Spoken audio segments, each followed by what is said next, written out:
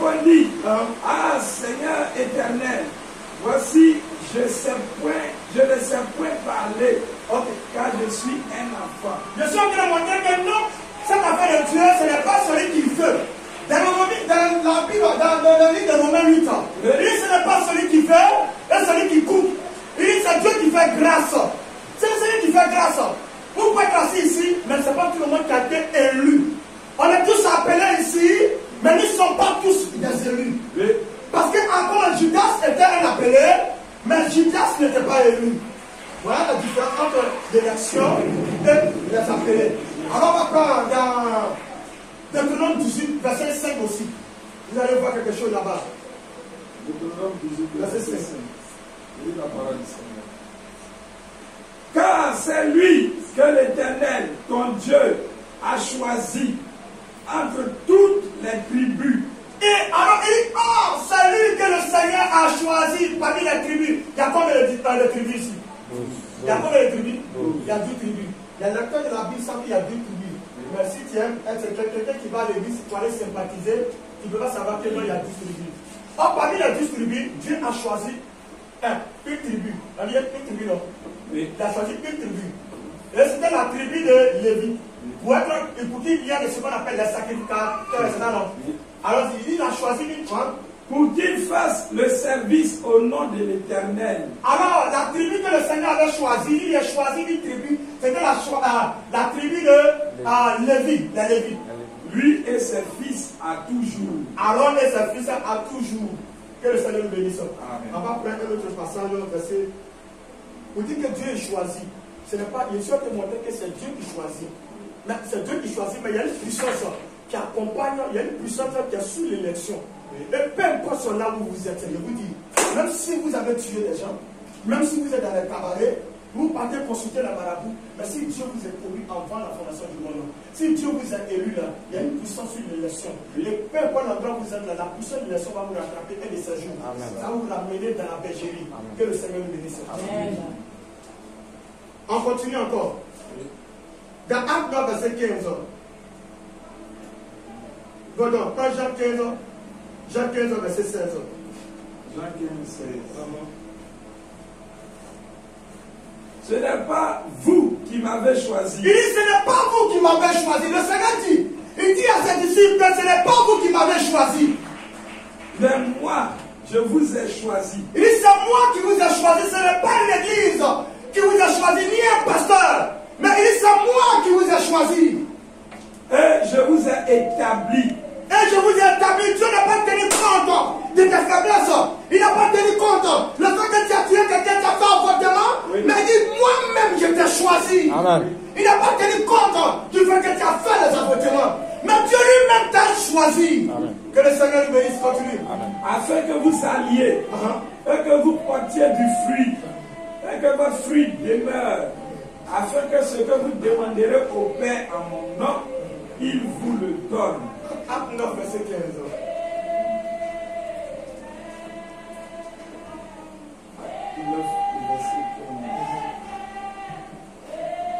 Mais le Seigneur lui dit,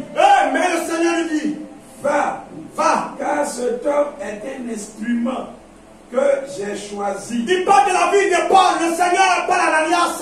Il dit à Ananias, il dit à Ananias, j'ai appelé un homme, je l'ai choisi. Allez, continue. Pour porter mon nom. Pour porter mon nom, ça, Ésaïe 49, ça parle de la vie de Paul. Ésaïe avait prophétisé sur la vie de Paul. Oui. Allons-y. Pour porter mon nom devant les nations. Pour porter mon nom, c'est Dieu qui avait choisi Paul. Paul qui partait persécuter les chrétiens, il partait assassiner les chrétiens, mais Dieu dit, je l'ai choisi. Devant les rois et devant les fils d'Israël. Amen. Je lui montrerai tout ce qu'il doit souffrir pour mon nom. Amen. Que le Seigneur nous bénisse. Je vais demander à notre apôtre de s'asseoir. Je suis en train de dire que vous avez vu que c'est le Seigneur qui choisit. C'est le Seigneur qui élu. Ce n'est pas un homme qui vous a choisi, ni votre Père qui vous a choisi. Mais le Seigneur, où est le Seigneur? Le Seigneur, c'est l'incarne d'un homme et puis il te prêche la parole. Dieu se voit d'un homme et puis il te prêche la parole. Tu vas penser que c'est un homme seul, mais c'est Dieu voilé. dans une chaîne humaine qui a été évangélisé comme ça, pour te dire que non, tu dois t'agir à Dieu, c'est Dieu qui te parle comme ça. Il est en train de t'appeler comme ça. Que le Seigneur nous bénisse. Alors je suis en train de parler de la puissance de l'élection. Et quand Dieu vous a élu, il vous met à part. On va voir ça dans les Écritures. Il vous met à part avec la vie d'Abraham. Quand Dieu a appelé Abraham, Abraham était à Babylone. Parce que la toute première Babylone, ce n'est pas qu'Abraham et ses parents étaient, ils étaient dans la toute première Babylone. Or, dans la toute première Babylone, de là maintenant, quand la Babylone a été détruite, Abraham et son père ont migré vers la vie dans la vie de Shinéa. Regardez, ils sont allés là-bas. Ils sont allés dans une autre vie. Donc, lorsque Abraham est arrivé là-bas, c'est dans Genèse 12, le Seigneur va se révéler à Abraham. Et le Seigneur va se révéler à Abraham pour dire qu'Abraham sort de ta parenté. Donc, lorsque Dieu était en train d'appeler Abraham, c'était l'appel.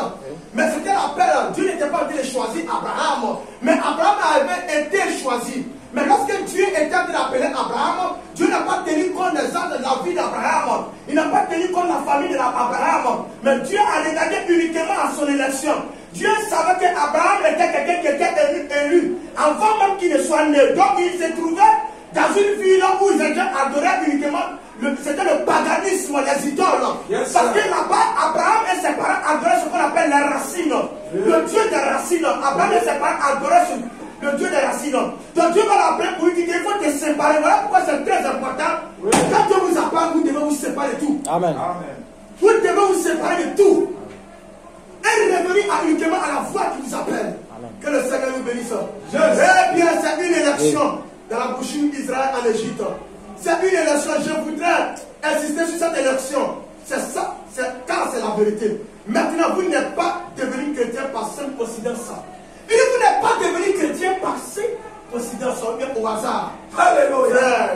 Tu peux jeûner et prier pendant 40 minutes, 40. Tu penses que Judas qui a marché à Jésus, qui gardait l'argent de 10 000 les offrandes, tu penses que Judas ne gênait pas.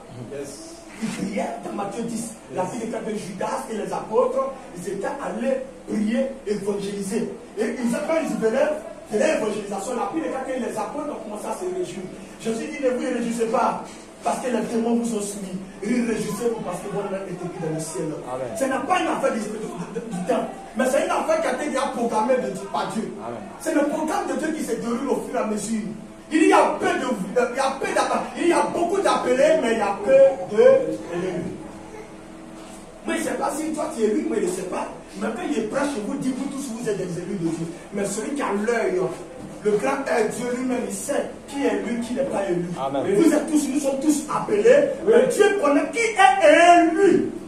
Vas-y, que le Seigneur nous bénisse. Et si vous avez été élu, oui, avant même que ton père t'amène ses croises, oui, la puissance de l'élection, oui, même si tu vas aller voir, il faut être dans un cabaret, la puissance de l'élection va te rattraper. Amen. Ça va te rattraper. Amen. Ça ne dépend pas de vous-même. Oui. La puissance de l'élection va vous attraper. Oui. Dieu Abraham était à Shinéa. Là-bas, il a trouvé de n'importe quoi. Oui. Dieu va se révéler à Abraham. Et Dieu appelle Abraham. Oui. Cela ne dépend pas parce qu'Abraham est beau, oui, parce qu'Abraham est le grand, non monsieur. Oui. Mais ça dépend de l'élection que Dieu a fait sur la vie d'Abraham. Oui. Que le Seigneur nous bénisse.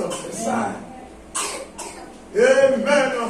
Il dit, vous n'êtes pas devenu chrétien avant que vous ne soyez dans ce monde. Il dit, vous êtes devenu chrétien avant que vous ne soyez dans ce monde. Je vais vous dire une chose, ça va vous choquer. Avant même que vous ne soyez dans ce monde, quand vous étiez sous forme de germe, de sémence en Dieu, vous étiez ici comme ça. Et voilà, la grande fontaine des esprits. Ça, c'est Dieu lui-même, la grande colonne de feu. Nous étions tous ici. Parce que Elohim, le mot Elohim veut dire celui qui vit par lui-même. Elohim veut dire celui qui vit par lui-même. Il était seul au commencement. Il n'y a pas d'ange, il n'y avait personne. Mais il n'était pas Dieu. Parce que le mot Dieu veut dire sujet d'adoration. Oui. Le mot Dieu veut dire sujet d'adoration. Donc il était ici Elohim. L'Elohim qui veut dire celui qui vivait par lui-même. Donc il n'y avait pas quelqu'un pour l'adorer. Donc quand Dieu, il n'y avait pas quelqu'un pour l'adorer, la paix de création, il va créer qui? les gens. Et quand il va créer les gens vont commencer à donner gloire au Seigneur. Alors le mot Dieu a sa valeur maintenant. Mais nous sommes tous ici, sous forme de sémence. Voilà le frère Kwame ici, voilà le frère Nickel ici. Mais comme Dieu t'a élu, tu ne peux jamais te perdre. Dieu peut pas te perdre encore. Si Dieu t'a élu, il ne peut jamais te perdre encore. Il ne peut jamais te perdre maintenant. Si Dieu lui-même t'a élu en lui, là, il ne peut jamais te perdre. Donc, comme le frère a été élu ici, le frère César, Dieu te donne le Saint-Esprit. C'est ton âme.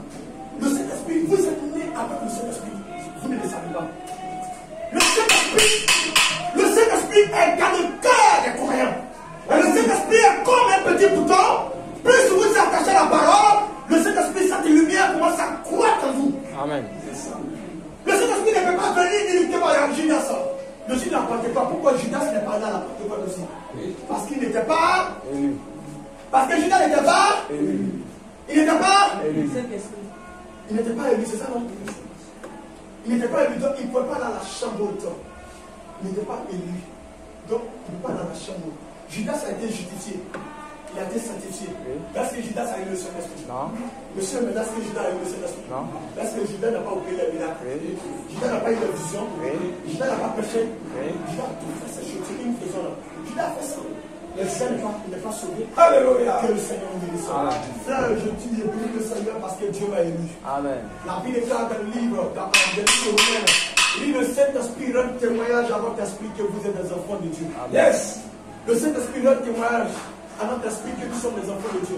Il dit ce n'est pas dans le temps que vous êtes devenus chrétiens, vous étiez chrétiens. Il y a longtemps, vos papas même ne se connaissaient pas. Juste. Nous étions avant même que le monde ne soit créé. Dans le livre de Job, combien? Vous lisez Job 7, il y a voir quelque chose. Job 7, verset 37. Je suis en train de vous montrer que non. Nous avons été élus, nous étions là avant même que Dieu ne crée quoi que ce soit. Job 7, verset 37, il y a voir. Job 7, 37. Il y a 37 ans. Job 7. Où étais-tu, Job? Où étais-tu, Job? Quand je fondais la terre, c'est chaud bien. C'était Job 38. Pourquoi Job 38? Lorsque le Fils de Dieu possède les pouvoirs. Ok.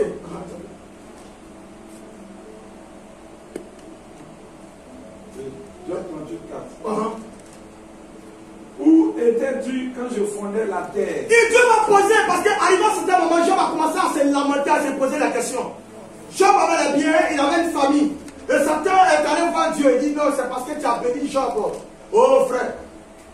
Il dit tu as béni Job, voilà pourquoi Job, il t'adore. Dieu dit non, il connaît Job. Et maintenant, on va lui dire une chose, une citation que je me rappelle très bien. Dieu n'appelle pas quelqu'un qui n'a pas confiance en lui. Amen. Et si Dieu vous appelle, c'est que Dieu a confiance en vous. Si Dieu vous appelle, si Dieu vous a élu et vous a appelé, c'est que Dieu, avant même que tu sois élu, Dieu savait qu'il allait avoir confiance en vous. Il savait qu'il allait défendre les principes de la Bible. Amen. Il savait qu'il n'allait pas aller à gauche et à droite. C'est ce qui fait qu'on n'arrive pas, à atteindre la statue de l'homme parfait. Parce qu'ils sont trop agités. Amen. Ils sont trop agités, frère. Vas-y, homme de Dieu. Qui a fixé les dimensions de cette rue ou qui a étendu sur elle le cordeau? Sur quoi ses barres sont-elles appuyées? Ou qui en a posé la pierre angulaire? Alors que les étoiles du matin éclataient. Alors que les étoiles du matin éclataient. Les étoiles du matin sont qui? Le Fils de Dieu. C'est les fils de Dieu éclatés de joie. Et que tous les fils